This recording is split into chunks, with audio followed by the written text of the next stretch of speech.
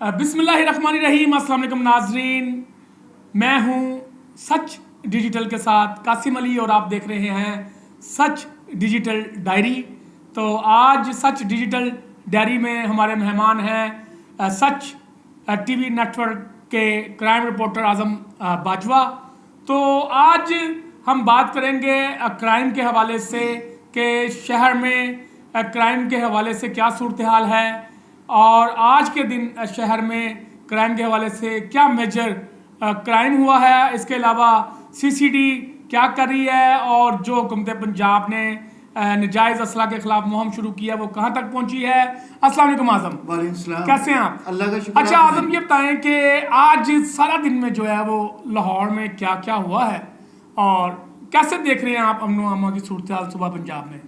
देखें जी, अगर लाहौर समेत हम पंजाब भर की अमन व अमान की सूरत हाल के हवाले से बात करें तो अमन व अमान की सूरत हाल जो है वो गुज़श्ता अदवार से, गुज़श्ता दिनों से काफ़ी हद तक बेहतर जो है वो दिखाई दे रही है।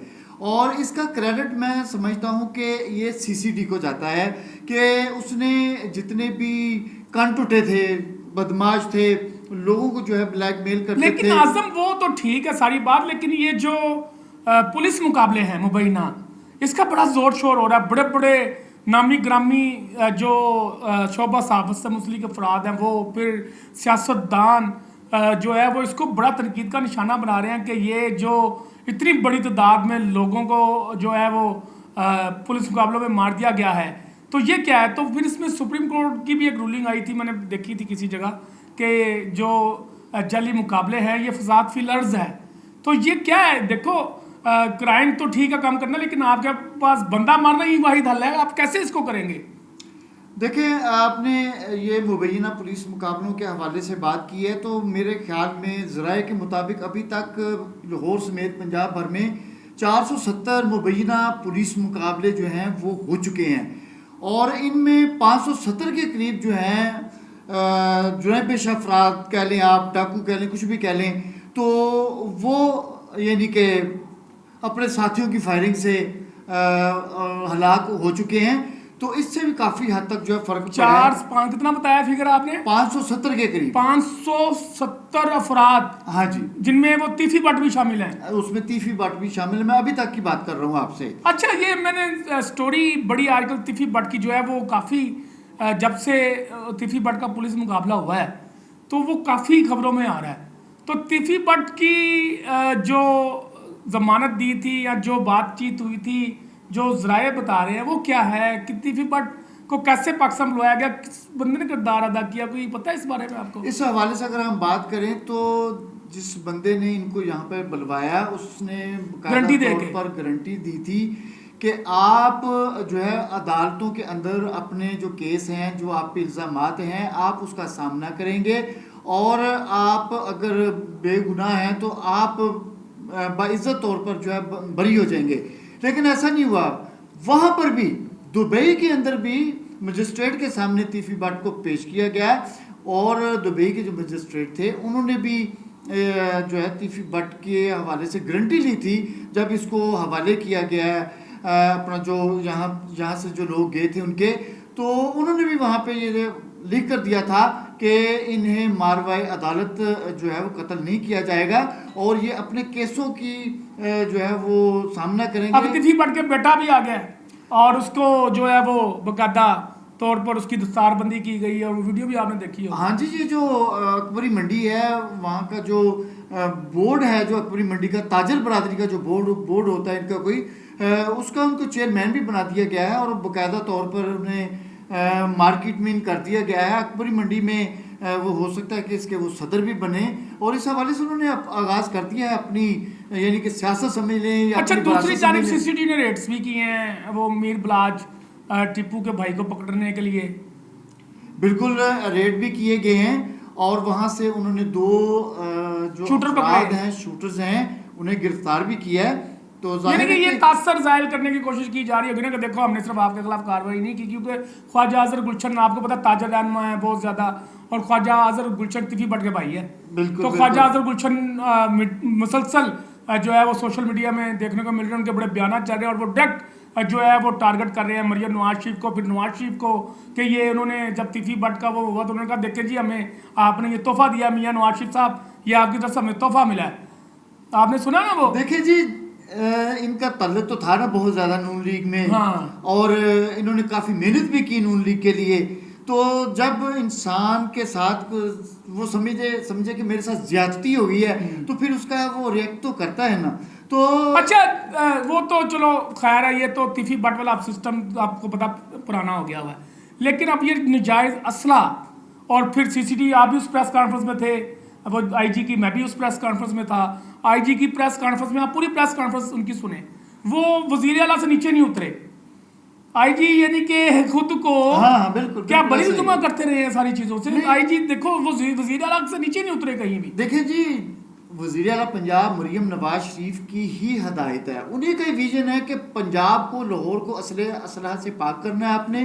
गैर कानूनी असलहा जो है वो नहीं होना चाहिए। इसके साथ साथ ये भी प्रीव्यू किया जाए कि असलहा की ज़रूरत किसको है। तो फिर ये जो दुश्मनदार लोग हैं या जिनकी दुश्मनियां हैं, अब क्या ऐसा आला है सीसीडी के पास कि वो ये देखे कि ये फलां बंदा है, इसके पास असला है या नहीं है, इसने वो कहा, अगर बिल फर्ज कोई कहता है जी यार को नजायज असला है, बिल फर्ज कोई मैं भी कह देता हूँ कि आजम बाजवा के पास नजायज इल्जाम लगा देता है, तो आपको पुलिस उठाएगी, आपको पुलिस फिर वही रवायती सिस्टम में डालेगी और फिर आपके साथ वही मारपीट होगी, फिर आप कैसे फिर असला देंगे जब होगा ही नहीं आपके पास। तो देखिए, असलहा के हवाले से ये जो सीसीडी की जानिब से मामला शुरू किया गया है, 15 दिन की मोहलत दी गई है और ये कहा गया कि वो लोग जिनके पास गैर कानूनी असलहा है वो रज़ाकाराना तौर पर जमा करवा दें सीसीडी के थानों में और उन्हें कुछ नहीं कहा जाएगा।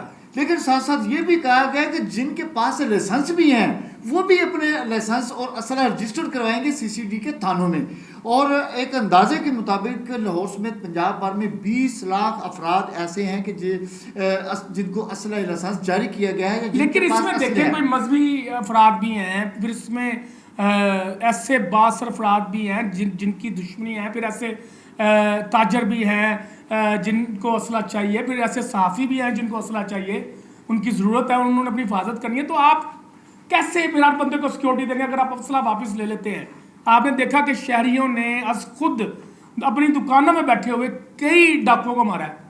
बिल्कुल, आपने ये तो फिर जब आप लोगों से असला लाइसेंस ले लेंगे, लोगों से ये चीजें ले लेंगे, फिर आप कैसे, जो जिन लोगों के पास नजायज असला है, अब किसी के पास अगर नजायज असला हुआ तो वो कहेगा मेरे पास असला है, वो बताएगा किसी को, अगर वो दुश्मनदार है या वो कोई ऐसा है तो वो कभी भी नहीं आपको देगा अपना असला आगे।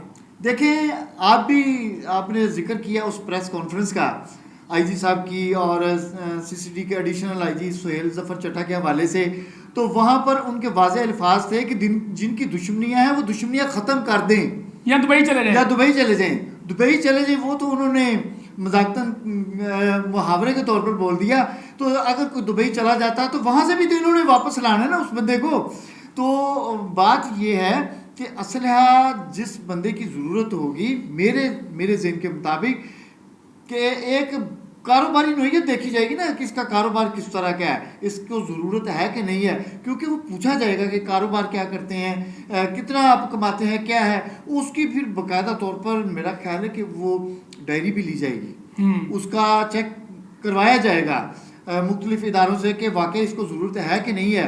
और ये बड़ी अच्छी बात है कि हर बंदे के पास असला हाँ रजिस्टर्ड होना चाहिए, लेकिन आप उसको वापस ना करें, क्योंकि इस तरह तो फिर बड़े लोगों के नुकसान भी होंगे। देखिए आप फैसला साजी कर रहे हैं कि वापस ले लो जी, असला लाइसेंस भी वापस ले लो, और भाई फिर जब आप सारी चीज़ें वापस ले लेंगे तो लोगों ने जो अपना तहफ़्फ़ुज़ करना है, मैंने अभी जैसे आपको बताया कई ऐसी जगह आपने देखी होंगी वीडियो कि डाकू आए हैं लूटने और फिर वहां पे दुकानदारों ने उनको मुकाबला करके मार दिया, डकैती करके बाहर निकलने लगते हैं। तो लोग, जिस दुकानदार के पास असलहा होता है वो उसको रिएक्ट करता है और मारे भी हैं। लाहौर में ऐसे वाकयात हुए हैं कि जिसमें डाकू जो है वो मारे भी हैं, जख्मी किए, पकड़े भी गए हैं, शहरियों ने खुद मारे हैं अपने लाइसेंस लगे। बिल्कुल। और तो ये देखिए, ये ठीक है, इसमें बहुत आप सख्त कानून बना रहे हैं, लेकिन इसमें आपको थोड़ी सी पॉलिसी में ना आज नहीं कल नहीं नजरसानी आज खुद ही करनी पड़ जाएगी, जहां तक मेरा ख्याल है, क्योंकि जहां पे फायदे हैं वहां नुकसान भी हैं और जहां नुकसान है वहां फायदे भी हैं।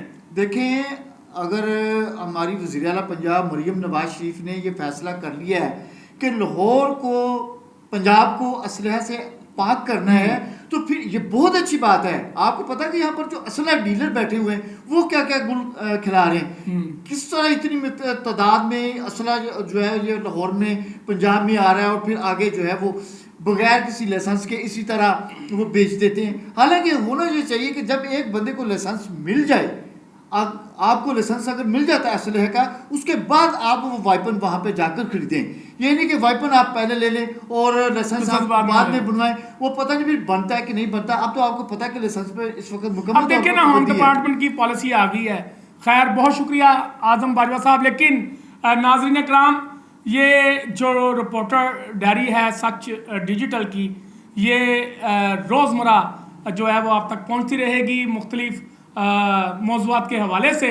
तो पाकिस्तान में जो है वो इस वक्त जो हालात हैं, स्पेशली इंडिया और भारत जो है और अफगानिस्तान, वो भी अपनी जो है वो साजिशों में मसरूफ़ है। लेकिन सूबा पंजाब में नए मंसूबे आ रहे हैं, नए कानून आ रहे हैं। तो कानून की पासदारी करना हर शहरी का फ़र्ज़ है, ताकि जो माशरे कानून की पासदारी करते हैं वही तरक्की करते हैं। तो इसलिए कानून की पासदारी हम सब पर लाज़िम मंजूम है। मुझे इजाज़त दीजिए। पाकिस्तान जिंदाबाद।